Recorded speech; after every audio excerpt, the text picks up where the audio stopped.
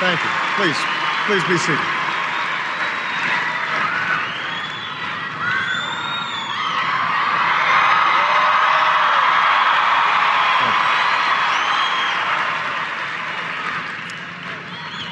To the families of those we've lost,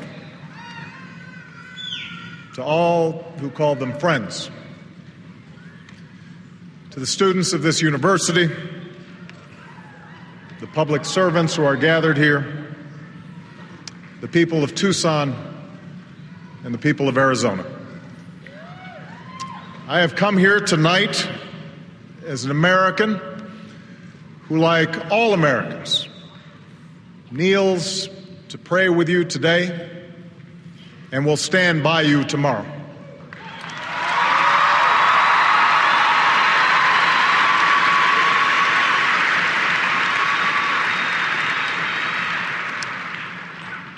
There is nothing I can say that will fill the sudden hole torn in your hearts. But know this: the hopes of a nation are here tonight. We mourn with you for the fallen. We join you in your grief. And we add our faith to yours that Representative Gabrielle Giffords and the other living victims of this tragedy will pull through.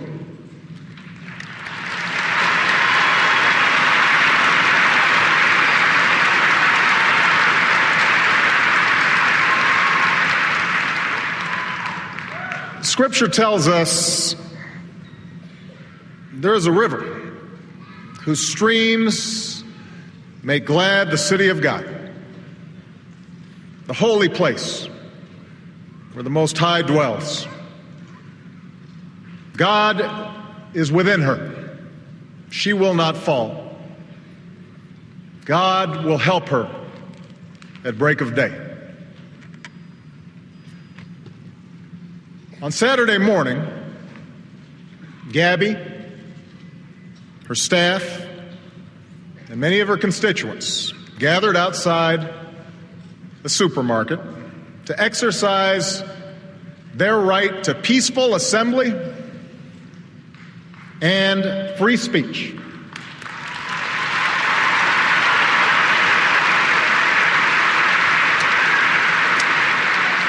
They were fulfilling a central tenet of the democracy envisioned by our founders.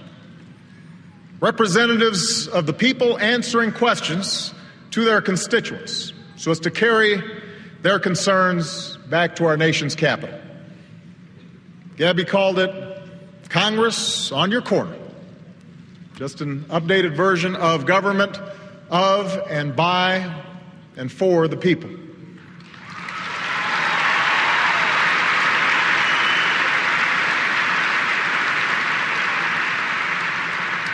And that quintessentially American scene, that was the scene that was shattered by a gunman's bullets. And the 6 people who lost their lives on Saturday, they too represented what is best in us, what is best in America. Judge John Roll served our legal system for nearly 40 years.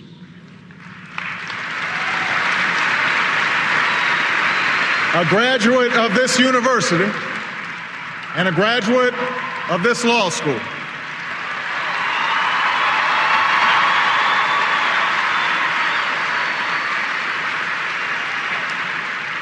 Judge Roll was recommended for the federal bench by John McCain 20 years ago.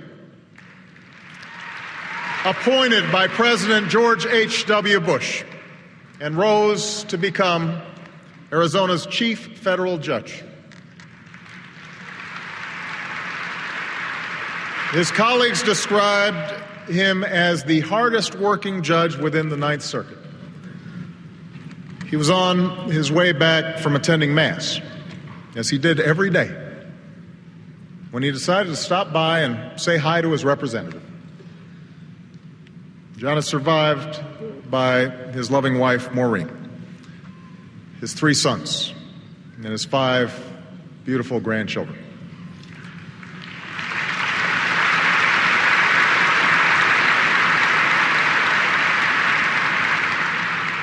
George and Dorothy Morris, Dot to her friends, were high school sweethearts who got married and had 2 daughters. They did everything together, traveling the open road in their RV, enjoying what their friends called a 50-year honeymoon. Saturday morning, they went by the Safeway to hear what their congresswoman had to say. When gunfire rang out, George, a former Marine, instinctively tried to shield his wife.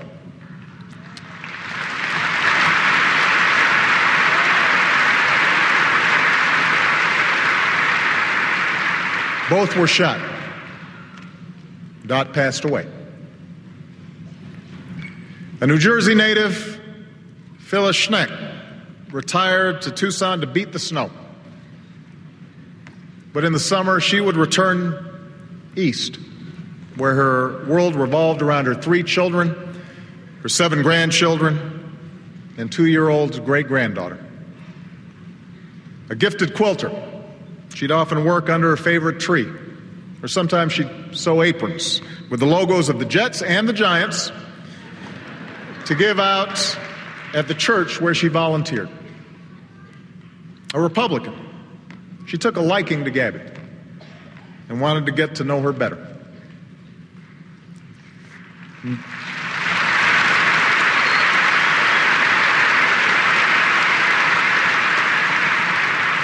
Dorwin and Mavi Stoddard grew up in Tucson together about 70 years ago. They moved apart and started their own respective families. But after both were widowed, they found their way back here to, as one of Mavi's daughters put it, be boyfriend and girlfriend again. When they weren't out on the road in their motorhome, you could find them just up the road, helping folks in need at the Mountain Avenue Church of Christ. A retired construction worker, Dorwin spent his spare time fixing up the church along with his dog, Tux. His final act of selflessness was to dive on top of his wife, sacrificing his life for hers.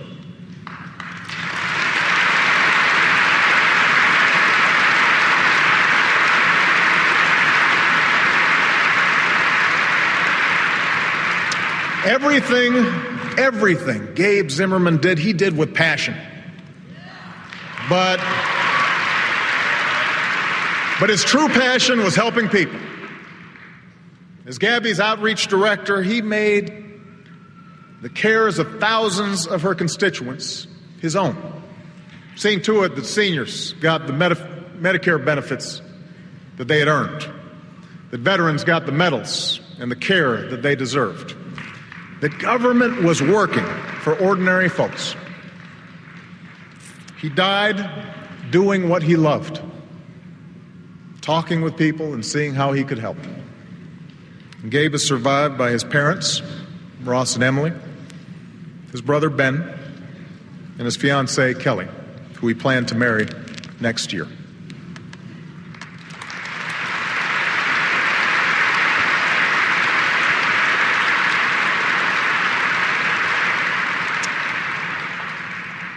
And then there is 9-year-old Christina Taylor Green. Christina was an A student. She was a dancer. She was a gymnast. She was a swimmer. She decided that she wanted to be the first woman to play in the major leagues. And as the only girl on her little league team, no one put it past her.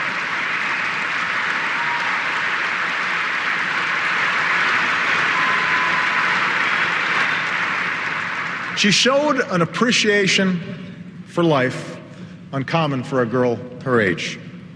She'd remind her mother, "We are so blessed. We have the best life. And she'd pay those blessings back by participating in a charity that helped children who were less fortunate.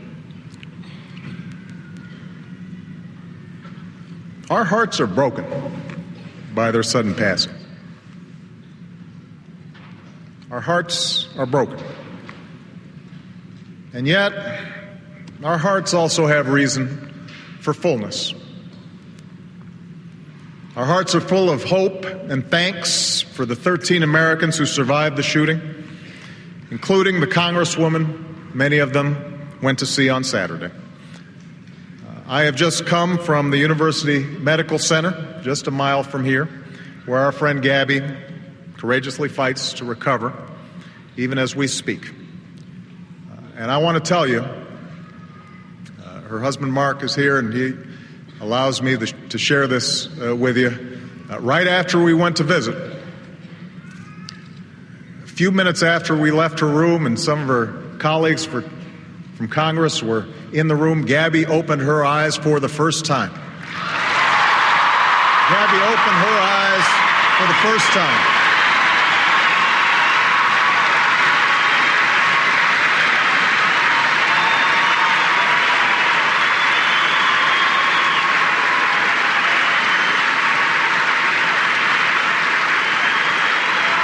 Gabby opened her eyes.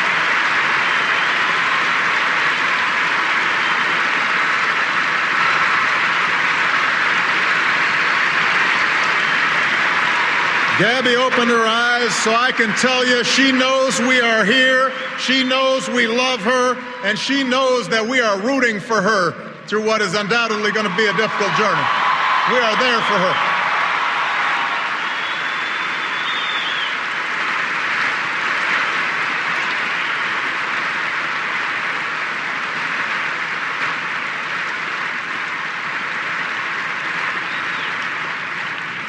Our hearts are full of thanks for that good news, and our hearts are full of gratitude for those who saved others. We are grateful to Daniel Hernandez, a volunteer in Gabby's office. And Daniel, I'm sorry, you may deny it, but we've decided you are a hero because you ran through the chaos to minister to your boss and tended to her wounds and helped keep her alive.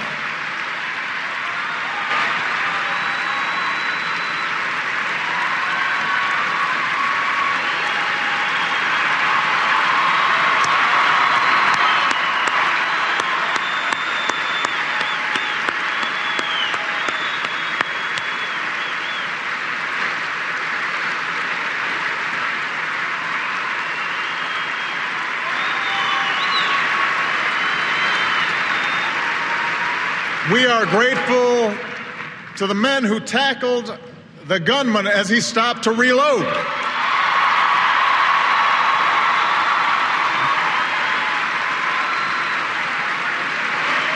They're right over there.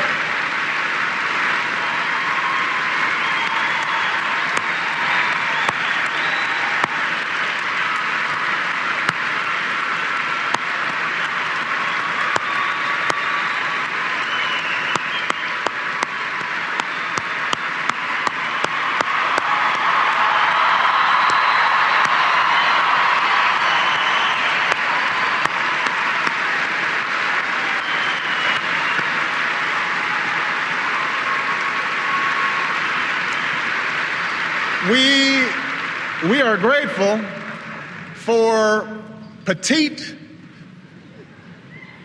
Patricia Maish, who wrestled away the killer's ammunition and undoubtedly saved some lives.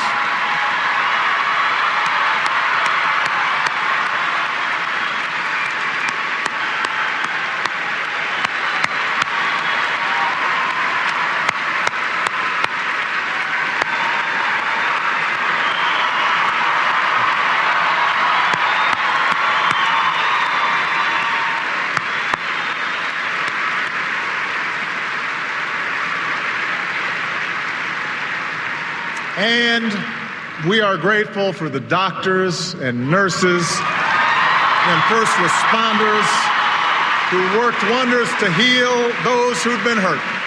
We are grateful to them.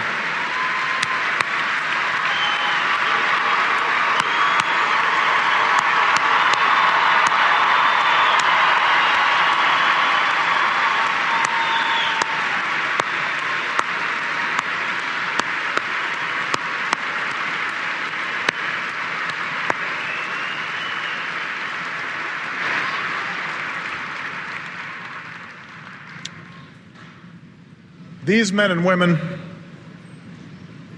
remind us that heroism is found not only on the fields of battle.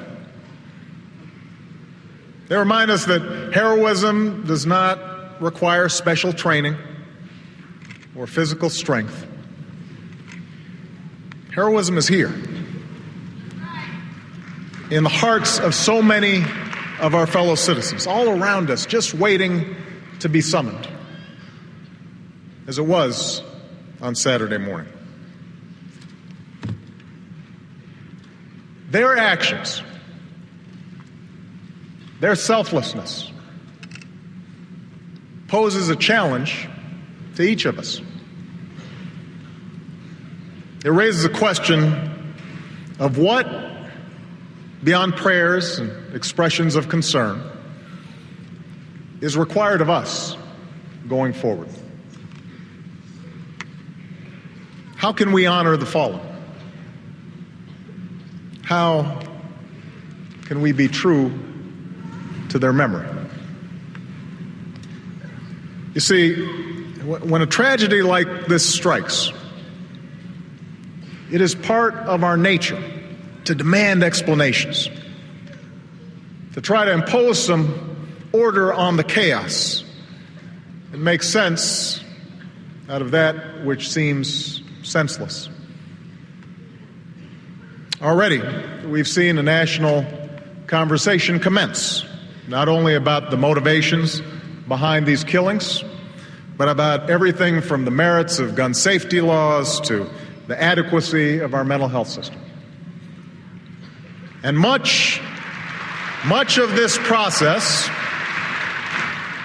of debating what might be done to prevent such tragedies in the future is an essential ingredient in our exercise of self-government. But at a time when our discourse has become so sharply polarized, at a time when we are far too eager to lay the blame for all that ails the world at the feet of those who happen to think differently than we do, it's important for us to pause for a moment and make sure that we're talking with each other in a way that heals, not in a way that wounds.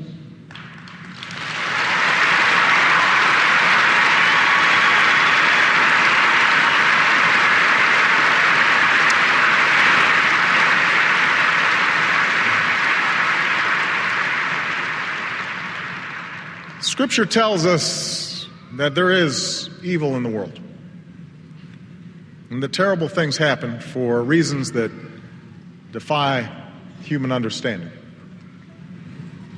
In the words of Job, when I looked for light, then came darkness. Bad things happen,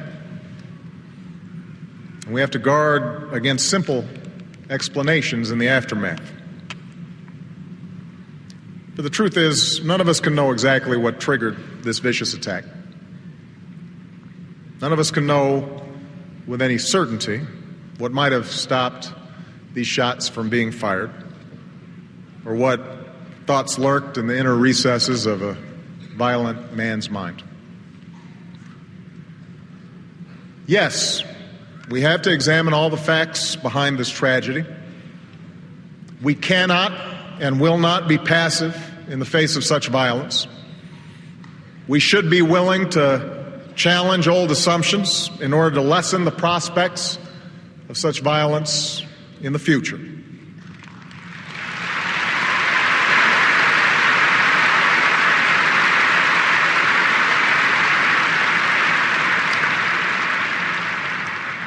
But what we cannot do is use this tragedy as one more occasion to turn on each other. That we cannot do.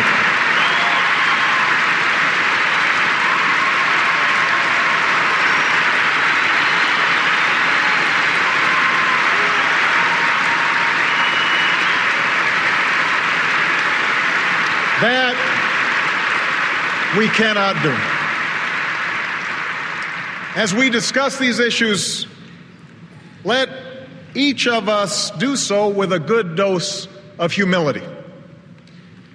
Rather than pointing fingers or assigning blame, let's use this occasion to expand our moral imaginations, to listen to each other more carefully, to sharpen our instincts for empathy, and remind ourselves of all the ways that our hopes and dreams are bound together. After all,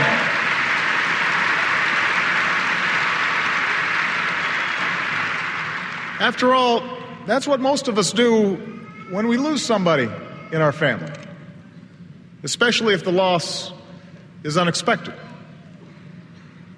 We're shaken out of our routines. We're forced to look inward. We reflect on the past. Did we spend enough time with an aging parent, we wonder? Did we express our gratitude for all the sacrifices that they made for us? Did we tell a spouse just how desperately we love them? Not just once in a while, but every single day. So some loss causes us to look backward, but it also forces us to look forward, to reflect on the present and the future, on the manner in which we live our lives, and nurture our relationships with those who are still with us.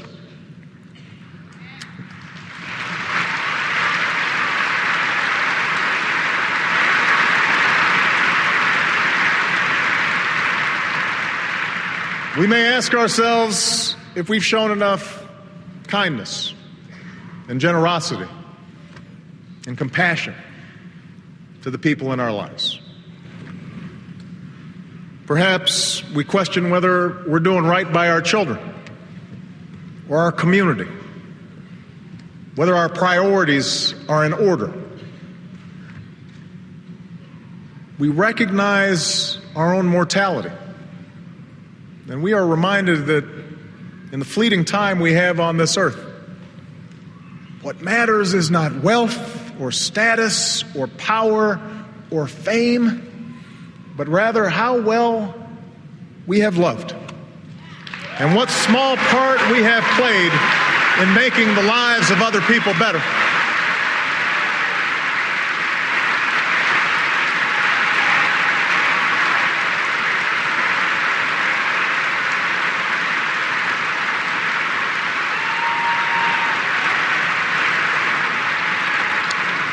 And that process of reflection, of making sure we align our values with our actions, that, I believe, is what a tragedy like this requires. For those who were harmed, those who were killed, they are part of our family, an American family, 300 million strong.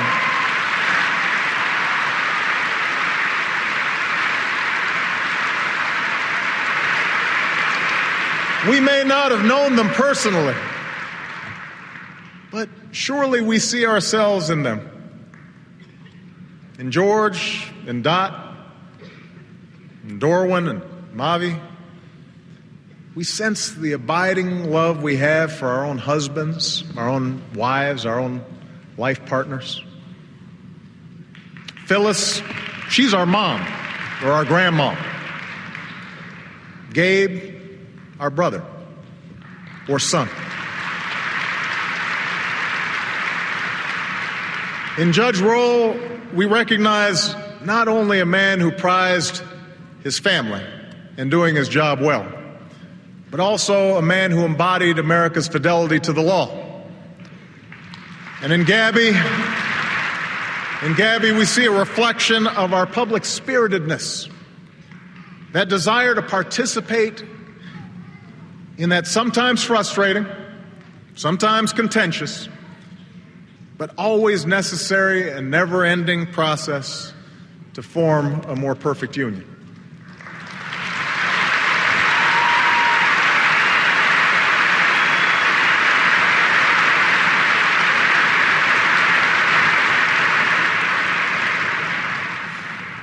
And in Christina, we see all of our children. So curious, so trusting, so energetic, so full of magic, so deserving of our love, and so deserving of our good example. If this tragedy prompts reflection and debate, as it should, let's make sure it's worthy of those we have lost.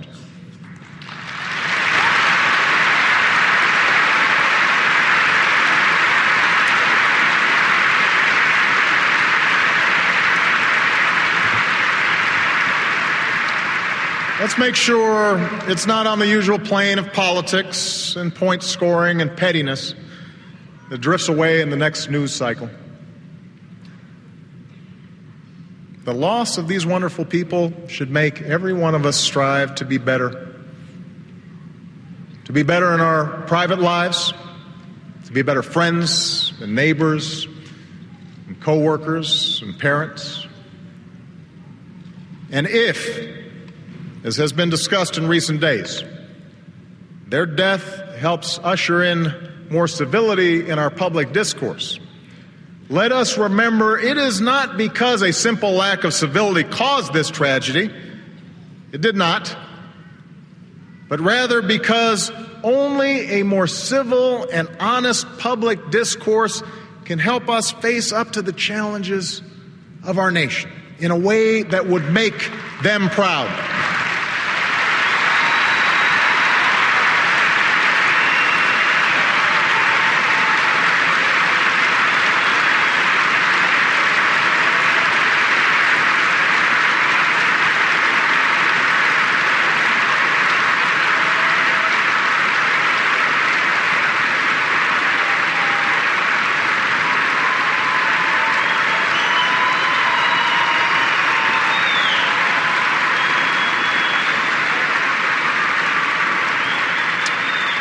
We should be civil because we want to live up to the example of public servants like John Roll and Gabby Giffords, who knew first and foremost that we are all Americans and that we can question each other's ideas without questioning each other's love of country, and that our task, working together, is to constantly widen the circle of our concern so that we bequeath the American dream to future generations.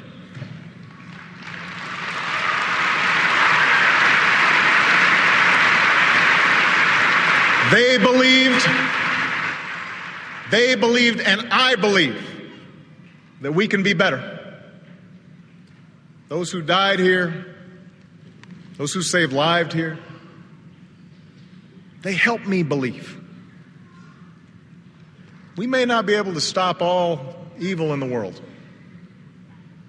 but I know that how we treat one another, that's entirely up to us. And I believe that for all our imperfections, we are full of decency and goodness, and that the forces that divide us are not as strong as those that unite us.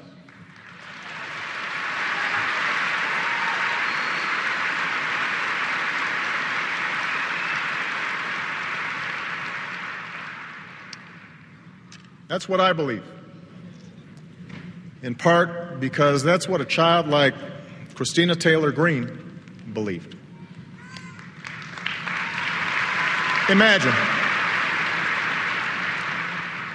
imagine for a moment, here was a young girl who was just becoming aware of our democracy, just beginning to understand the obligations of citizenship, just starting to glimpse the fact that someday she too might play a part in shaping her nation's future. She had been elected to her student council. She saw public service as something exciting and hopeful. She was off to meet her congresswoman, someone she was sure was good and important and might be a role model.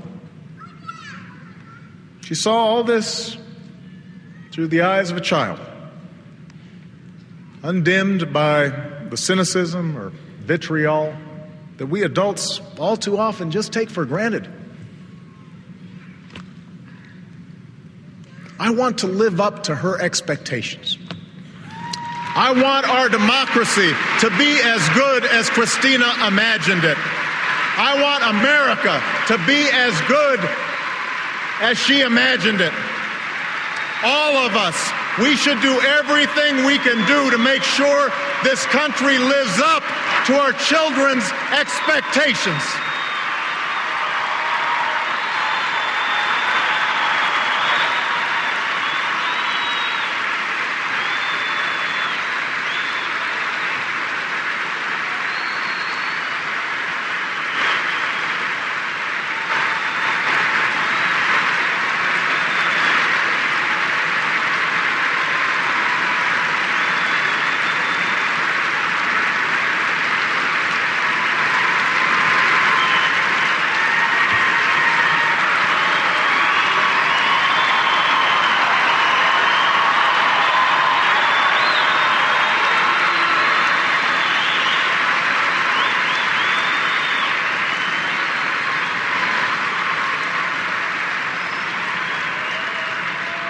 As has already been mentioned, Christina was given to us on September 11th, 2001, one of 50 babies born that day to be pictured in a book called Faces of Hope.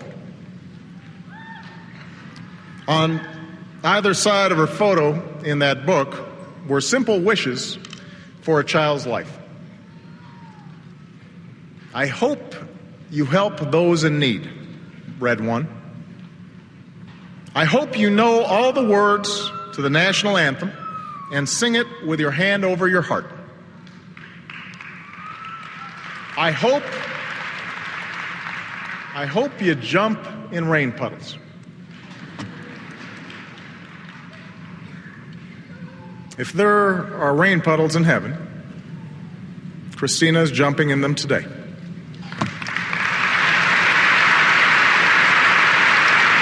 And here on this earth, we place our hands over our hearts, and we commit ourselves as Americans to forging a country that is forever worthy of her gentle, happy spirit. May God bless and keep those we've lost in restful and eternal peace. May He love and watch over the survivors. And may He bless the United States of America.